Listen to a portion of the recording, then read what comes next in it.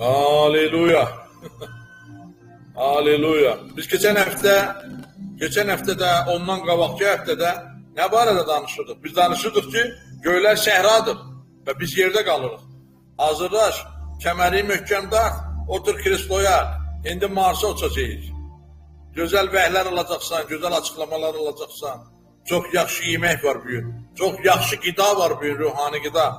Amma keçən həftəkindən sizə biraz yadınıza salmaq istəyirəm. Bizim toxunulmaz reallığımız var idi. Yadınızdadır. Bizim toxunulmaz reallığımız nə idi? Məsih bizdə yaşayır. Buna heç kim toxuna bilməz. Buna heç bir fikir toxuna bilməz. Buna heç bir kəs qərar verə bilməz. Mən qərar verirəm, Məsih harada yaşayır.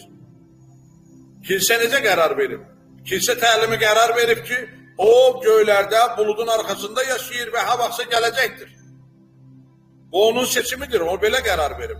Mənsə qərar verirəm ki, o artıq gəlib və həyat verici ruh olaraq məndədir. O məndə yaşayır. Bu bizim, əziz qardaşlar və bacılar, Allah bizdə yaşayır. Rəbb Allah bizdə yaşayır. Müəllim Allah, Rəbb müəllim deməkdir. Müəllim Allah, öyrətmən Allah, uçitel Allah, yəni Türk dilində, Azərbaycan dilində, Rus dilində deyirəm. O bizdə yaşayır. Məsih bizdə yaşayır. O ümumiyyətlə heç vaxt bizdən ayrı olmayıbdır. O həmişə bizdə yaşayır. Biz səma ilə yerin birləşən yeriyik. Göy ilə yerin birləşən yeri bizik. Siyon bizik. Eden heç vaxt bizdən gizlədilməyib. Eden həmişə bizdə olub. Və mən nə dedim keçən həftə?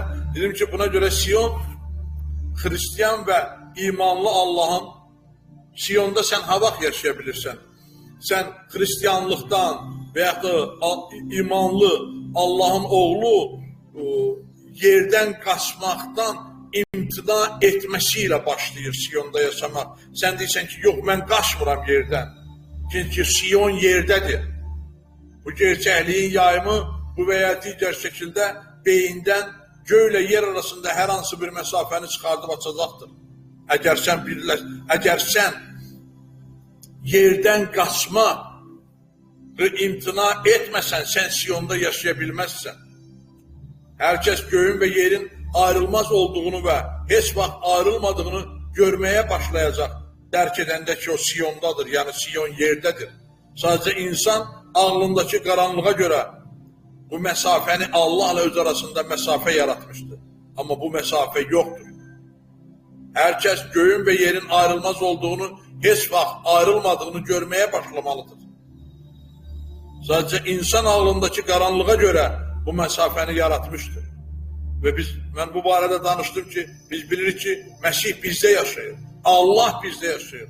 Bütün kainat belə bizdə yaşayır. Və dedim ki, sən bu barədə nə qədər çox düşünsən, ayrılmaq üçün heç bir yerin olmadığını daha yaxşı, daha çox anlayacaqsın. Və biz nəydən danışırıq? Biz deyirik ki, göylər səhradır, yerdə qalırıq. Haleluya. Oh, haleluya. Amin. Razı olanlar var mənlə buradan? Göylər səhradır, yerdə qalmağa razı olanlar var? Səhranın südündən və balından danışacağım. Biz bu yer üzərinə, bu torpağa nə gətirməliyik? Biz çıxış kitabını oxuyanda, çıxış kitabını oxuyarkən, siz özünüz görə bilərsiniz ki, Allah bu insanları vəd edilmiş torpağa çağıranda, yəni Yəhudiləri, onlara süd və bal olacağını vəd etdi. Yadınızdadır, oxumuşsunuz hamınız bunu. Allah vəd etdi ki, süd və bal axan torpaqlara gedirsiniz. Və hər kəs burada mənəvi şeylərdən bəxş edildiyini yaxşı başa düşür.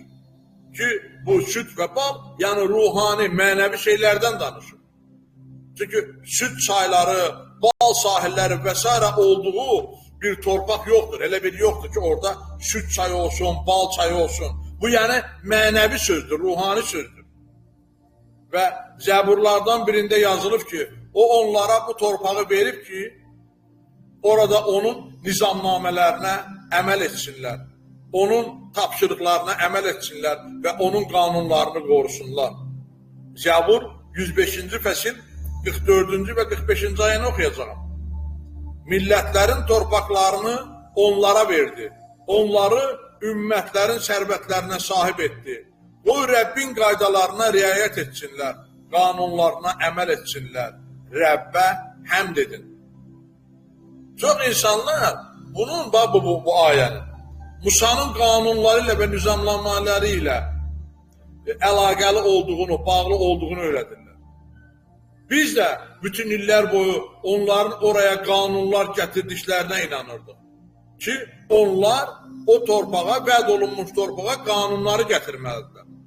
Bu isə Məsihə belə bir uşaq yetişdirən deməkdir. Elə bir ki, necə ki, qanun Məsihə qədər bizim mürəbbimiz oldu. Qalatalılar 3-cü fəsil 24-cü ayədə deyir. Yəni, qanun bizə Məsihə qədər yol göstərən mürəbbimiz oldu ki, imanla salih sayılaq. Qalatalılar 3-24-də deyir bunu. Və bu ayəni sən necə anlayırsan? Biz də bütün illər boyu onların bu bizə öyrətdikləri, kilsədə öyrətdikləri bu təlimin ora qanun gətirməsini fikirləşmiş. Bu isə Məsihə belə bir uşaq yetişdirəndir, bizi Məsihə yetişdirir. Lakin Həvari Pavel əmin edir ki, Məsih özü orada olub, o səhrada olub.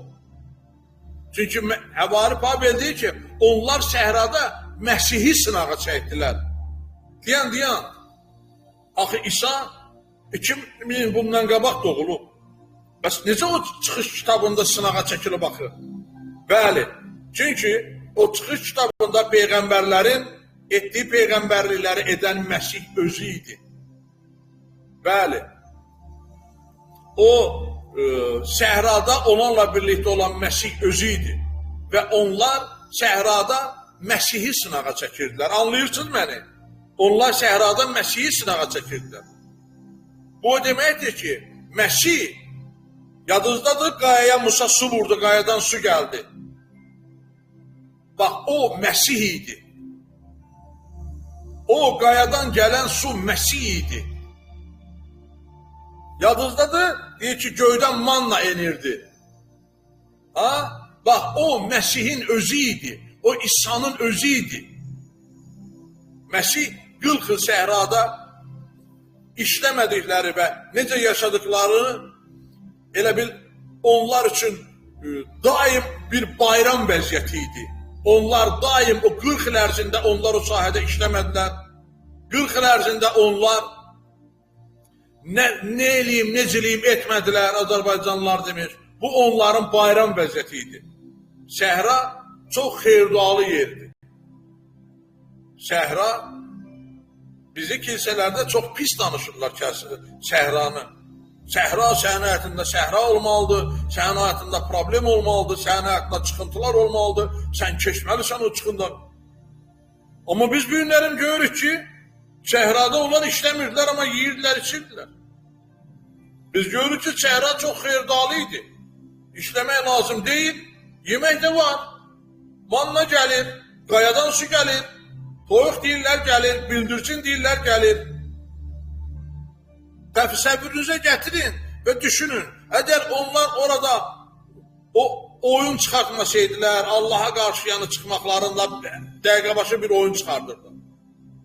Sən təsəvvür elə ki, ay uşaqlar, ay qardaşlar, siz təsəvvür edin. Onlar orada o oyun çıxarmasaydılar, görün hələ nə möcüzələr baş verərdi. Çünki kəlamda yazılır ki, onlar 11 günlük yolu 40 ilə getdilər. Onların oradan çıxıb vəd olunmuş torpağa getmək yolu 11 günlük idi. Onlar oranı 40 ilə getdilər. Və ona görə deyirəm ki, gör onlar hələ Allaha qulaq asaydılar, görürlər, nə möcüzələr görərdilər. Və onlar ət istədilər Allahdan, yadınızda da bildirçin istədilər. Problem onların Allahdan ət istəmələrində deyildi. Problem yoxdur sən Allahdan nə istəyirsən. Onlar problem əti necə istəmələrində idi. Əti hansı ürəklə istəmələrində idi. Onlar həqiqətən çirkin insanlar idilər, pis fikirli insanlar idilər. Elə istəmək olar ki, sən elə bir şey istəyərsən ki, sənin istədiyin şeyi sən atarlar beləcə, ala, ayağın altına atarlar ki, ala götür, zəhərlən. O deyir, ala götür, verir, amma deyir, ala. Yəni, elə də istəmək olar. Amma iş odur ki, ət istədilər, aldılar. Səhrada Harunun çubuğunun çiçək açdığını və badəm çiçəkləri, o badam var da, badəmin çiçək verdiyi bir möcüzə gördülər onlar. Heç bir şey orada fəlakətli, acınacaqlı və ya dəhşətli bir şey olduğunu söyləmədi. Səhrada hər şey çox yaxşı idi, hər şey çox əla idi. Yeri gəlmişkən artıq Kənan torpağında yenidən onlar başladı işləməli oldular. Vəd olunmuş torpaqda onlar işləməli oldular. Səhrada əsas onlar zulüm çəkməli idilər, amma onlar gəldilər, vəd olunmuş torpaqda başladılar zulüm çəkməyə, işləməyə. Səhrada onlar heç işləmədilər. Hər şey havayı idi. Belə bir şey yox idi ki, getdim orada, nə bilim, süt yığdım, manna göydən düşür, hər şey var idi. Vəd olunmuş torpaqda artıq bu yox idi. Göydən manna yaxsın, süt gəlsin, su gəlsin. Və vəd olunmuş torpaqda onlar bütün insanlar kimi işləyirdilər. Kənandakı bu həyat səhra həyatından çox fərqli idi. Kənan torpağı vəd olunmuş torpağı idi. Orada onlara süd və bal vəd vermişdi. Amma onlar süd və balı səhrada aldılar. Amma vəd olunmuş torpaqda işləməli oldular. Və burada fərq nə idi? Səhrada həyat son dərəcə fövqəl təbii idi. Səhrada onların Allahdan başqa yapışmağa nə bir kol yox idi, nə bir çay yox idi, nə bir ağac yox idi. Ancaq Allahdan yapışmalı idi. Bu idi onların səhrada olan möcüzəsi. Anlayırsınız mən nə demək istəyirəm ümumiyyətlə? Çünki səhrada hər şey son dərəcədə, xahiş edirəm, kameralarınızı yandırın, bir deyin görün, məni anlayırsınız mən nə deyirəm? Başa düşürsünüz nə deyirəm mən? Başa düşürsünüz, hardan çıxırsan, sən hardan o hansı geri qalmış düşüncə təlimdən çıxırıq biz? Səhrada vəziyyət pis olmalı idi və vəd olunmuş torpaqda bal və süt axmalı idi, ayəni oxudum. Amma bunlarda əksinə idi, səhrada vəziyyət çox yaxşı idi. Amma vəd olunmuş torpağa gələndə onlar işləməli oldular, əziyyət çəkməli oldular. Anlayırsınız bunu? Fərqi görürsünüz? Ha? Bir başınızdan bir belə eləyin görün, bilirsiniz, bir başa düşürsünüz də deyirəm mən. Amin, bəli. Səhrada, çünki səhrada həyat son dərəcə fövqəl təbii idi, yəni ilahi idi, yəni ruhani idi. Məhz bunun üçün səhra həyatı düşünülmüşdü ki, hər kəs bilsin və yadında saxlasın ki, burada səhrada göylər işləyir, göylər sən yox, göylər işləyir, xeyirda işləyir və İsa özü burada səninlədir bu səhrada. Göylər işləyir, göylərin pekarını işləyir, manna tökülür, göylərin dağlarından su gəlir, göylərin səmasından bildirçinlər tökülür, başa düşürsünüz.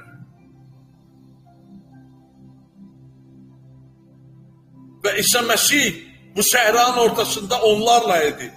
Yəni səninlə idi. İndi bəzi Avropa ölkələrində yaşayan adamlar bəzən Allahın lazım olmadığını düşünə bilərlər. Çünki Allahsız da hər şey yaxşıdır. Avropa ölkəsində heç Allaha ehtiyac yoxdur. Su gəlir, kran, təmiz, azadlıq. Amma bəzi kasıb ölkələrdə normal yaşamaq üçün çoxlu inanmaq lazımdır. Başa düşürsən?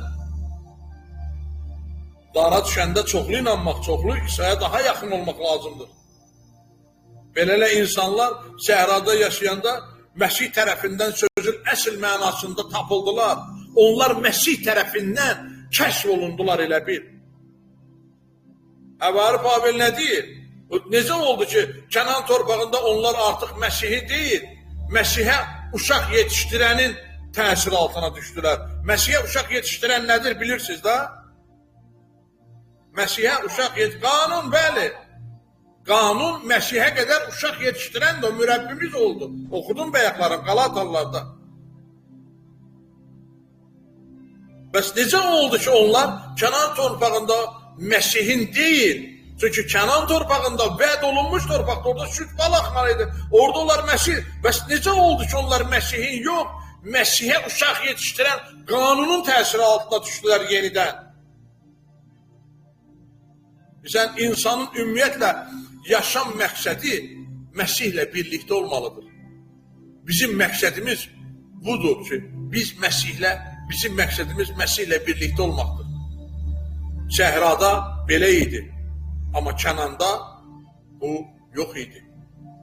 Və eyni zamanda bu torpaq Allahın nizamnamələrini təcəssüm etdirmək üçün nəzərdə tutulmuşdur. Ki, Kənan torpağında Allahın qanunları, Allahın məhəbbət qanunu, Allahın qayda qanunu, nizamnamələri bu torpaqda hərəkət eləməliydi. Ona görə də beləliklə səhrada İsa onları özünə gətirsə, onlar özləri ilə Kənan torpağına hansı nizamnamələri gətirməliydilər?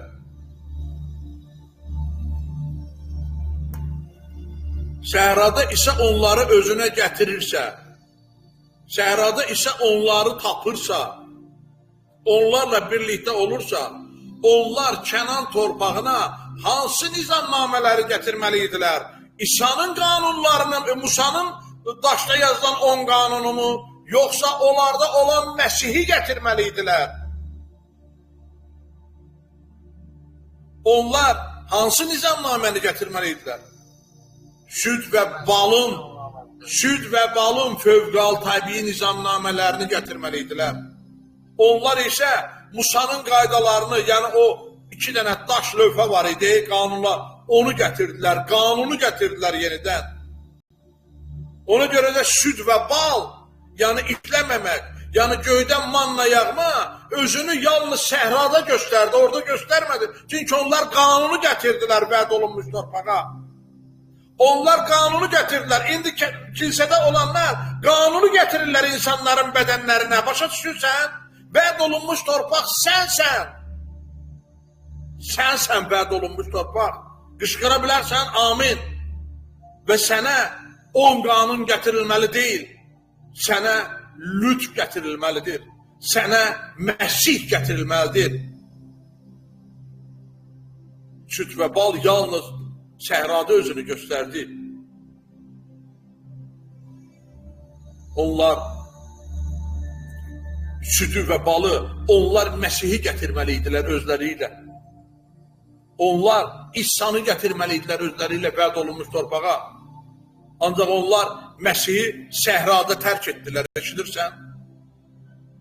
Daş lövhələri götürdülər və dedilər, budur, bizim tərbiyəçimiz yalnız bir gün, nə vaxtsa, ha vaxtsa o Məsih gələcək, bizə bugün bu lazımdır, Allahın qanunları lazımdır. Bu bizim nə əlaqəsi var? Yadınızdadır, Allah ilk dəfə İsrailə padşah seçəndə Allah dedi ki, mənəm sizin padşahınız. Sizlər, biz də ətdən qandan bıçaq istəyirsiniz. Dedi, onların Allahı, onların şahı, onların böyüyü müvəqqətidir. Mənəm sizi idarə edən, mənəm sizi müqəddəs ruhla sizə apara. Mən əbədiyəm, mən əbədiyəm. Dedi, biz istəyirik ki, taxta oturan, hökm verən bir şah olsun. O dedi ki, bu da sizə şah olun. Bu da sizə ölən və çürüyən bir şah olun. Və onlar səhrada da bunu elədilər. Onlar dedilər ki, yox, bizə tərbiyəçimiz lazımdır. Ha vaxtsa, bəli, gələr, Məsih gələr, amma indi yox. Biz burada göydə olduğu kimi, yəni birləşmiş reallıqda yaşamaq istədiyimizi söylədikdə, qulaq as mənə, biz burada göylərdə olduğu kimi deyirik, göydə olduğu kimi yerdə də sənin iradən olsun. Bu birləşmiş reallıqdır, göylərdə olduğu kimi yerdə sən, yəni birləşsin. Biz göylərdə olduğu kimi birləşmiş reallıqda yaşamaq istədiyimizi dedikdə bugün bu belə sual səslənir. Tutaq ki, Allah bizim, əgər sən istəyirsənsə ki, yerdə yaşayasan, sən istəyirsən ki, göyləri yerə gətirəsən və Allah bizim torpağa sahib olmağımızı istəyir və səndən soruşur. Başqa haqlarda olmayan nəyi sən bu torpağa gətirəcəksən ki, bu torpağı onlardan alım sənə verim. Sən bu torpağa, yəni 10 qanunu gətirəcəksənsə, onsuz da bu torpaqda 10 qanun işləyir. Amma sən bu torpağa Məsihi gətirəcəksənsə, sən bu torpağa göyləri gətirəcəksənsə, sən bu torpağa həqiqəti gətirəcəksənsə, onda mən bu torpağı sənə verim. Yox, əgər o xalqlar ki, o torpağa yeni heç nə gətirmir, onlar ora qanunu gətirir, sən də o qanunu ora gətirirsənsə, mən nəyə görə bu vəd olunmuş torpağı sənə verməliyəm, ha? Başa düşürsən məni, sən mənimlə, sən buradasan, anlayırsan mən nə demək istəyirəm? Deyə bilərsən, biz Məsihçiyik, biz nə bilim İsa'nı tanıyırıq, heç olmasa ən azından biz onlar kimi günah etmirik, nə bilim biz onlar kimi eləmirik. Yadındadır ki, nəfər kilsədə dua edirdi, məbəddə. Biri deyirdi, mən o günahkar kimi belə eləmirəm, onunla bir verirəm. Sən də deyə bilərsən ki, amma biz bu dünyanın adamları kimi günah etmirik yaxı. Onda o da sənə deyər ki, bir çox insanlar var ki, onlar da az-çox hansısa ədəb-ərkana riayət edirlər. Hansı ki, İsa'nı tanımırlar, amma səndən də yaxşı işlər görürlər, səndən də yaxşı insanlara əl tuturlar, heç Allahı da tanımırlar. Amma kasıflara yardım edirlər, xəstələrə kömək edirlər. Bəs mən niyə o heç məni tanımayan, amma yaxşı işlə məşğul olan o adamı mən niyə Kənan torpağından qovmalıyam ki, sən də onlar kimi eyni həyat yaşayacaqsansa? Mən niyə sənin bədənində, göylərdə vəd olunmuş yer etməliyəm buranı ki, əgər sən də onlar kimi yaşayırsansa, bu torpağa, bu bədənə ölməzliyi və çürüməzliyi gətirmirsənsə, mən sənə niyə o torpaqları verməliyəm? Niyə o xalqları Kənandan qovmalıyam ki, sən də onlar kimi eyni həyat yaşayacaqsansa? Nə üçün? Və məsihçilər elə fikirləşirlər ki, Kənan torpağındakı başqa həyat ona görədir ki, onlarda Musanın qanunları var idi. Lakin qanun, qayda, süd və bal istehsal etmir, başa düş. Bunları səhrada İsa vasitəsilə edilirdi. O bal da, o manna da, o su da, o bildirçin də bu qanun vasitəsilə əldə edilmirdi, Məsih vasitəsilə əldə edilirdi. Və belə olmalıydı ki, səhradan Allahın sevimli oğlunun çiyninə söykənərək onlar deməliydi ki, gəlin onun çiyninə söykənərək Kənan torpağına daxil olaq.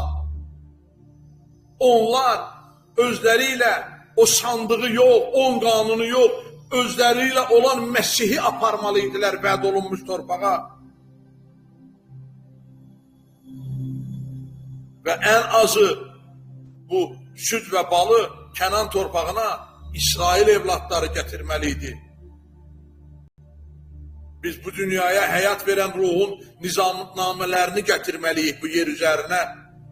Həyat verən ruhun qanunlarını gətirməliyik bu yer üzərinə ki, bu yer üzəri bizə verilsin. Əgər biz bu yer üzərinə yeni nəsə gətirmiriksə, bu yer üzəri sənə niyə verilsin ki? Onsuz da var da burada olan. Gerçəkliyin şəkillərini dəyişməyə imkan verən, həqiqətin şəkillərini dəyişməyə imkan verən, həyat verən nizamnamələri, yalnız xristiyanlığı deyil, bu nizamnamələri biz buraya gətirdiyimiz zaman, bax onda yer, göylə birləşmiş bir vəziyyətə, göy yerlə birləşmiş bir yerə çevrilir. Başa düşürsən? Mən anlayıram, sən dərrakənlə tam bunu başa düşmürsün ki, başqa şeylərə çox örgənmirsən. Amma mən inanırım ki, sən təkrar buna qulaq asdıqca çox şeylər sənə açılacaq. Yəni, Yəhudilərlə bu şəklin Allahın onlara verəcəyini vəd etdiyi Kənanın sadəcə torpaq olduğunu görürük. Süd və bal, bu sənin özümə gətirdim. Bilirsən, süd və bal nə deməkdir? Bu, səni, Allah deyir ki, yəni süd və bal olan torpağa, vəd olunmuş torpağa səni gətirdim. Yəni, səni özümə gətirdim. Mənəm sənin sütün, mənəm sənin balın, mənəm sənin suyun, mənəm sənin həyatın. Və o süd və bal, bu səni özümə gətirdim deməklə və ya elə bir ki, həm də qartal qanatları ilə səhraya gətirdim dediyi düşüncədir. Bu onun düşüncəsidir. Bu onun düşüncəsidir. Biz danışırıq ki, göylər səhradır. Biz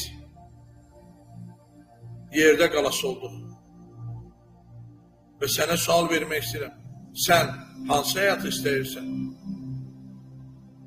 Süd və bal özünü göylərdə, səhrada özünü göstərir. Eşidirsən məni? Süd və bal, yəni səmavi səltənət, göylər özünü səhrada göstərdi. Amma Kənan torpağı da var. Amma Allah göyün orada görünəcəyini söylədi ki, göy orada görünəcək, torpaqda görünəcək, vəd etmiş torpaqda.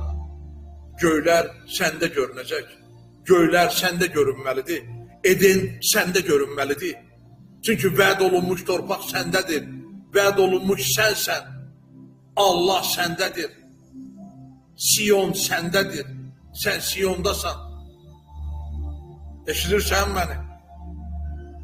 Eşidirsən məni? Vəd olunmuş torpaq sənsən. Vəd olunmuş torpaq sənsən. Bir də təkrar etmək istəyirəm. Süd və bal, bu, yəni səni süd və bal olan vəd olunmuş torpağa gətirirəm. Vəd olunmuş torpaq nə deməkdir? Süd və bal olan torpağa gətirmək. Yəni səni özümə gətirdim. Mən səni süd və bal olan torpağa gətirdim. Mən qartal qanatları ilə səni səhradan çıxartdım.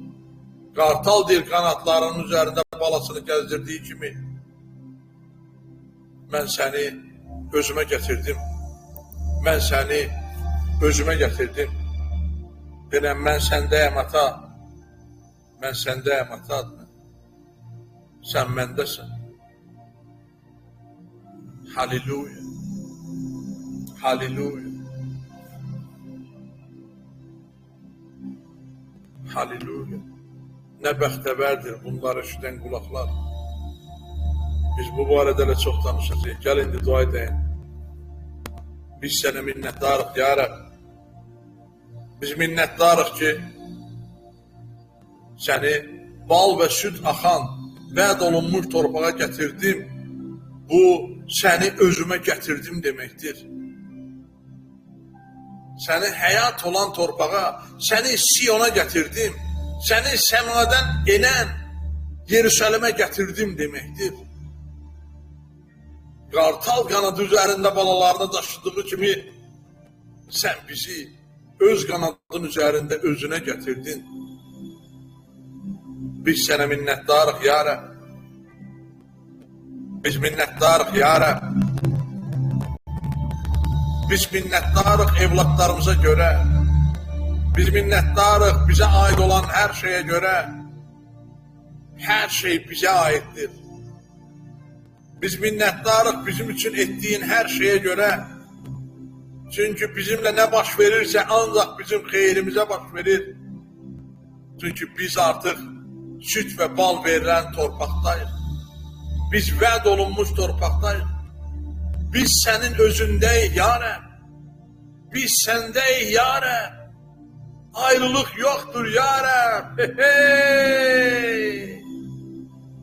Bu bəhlərə görə sənə təşəkkür edirik ya Rəbb.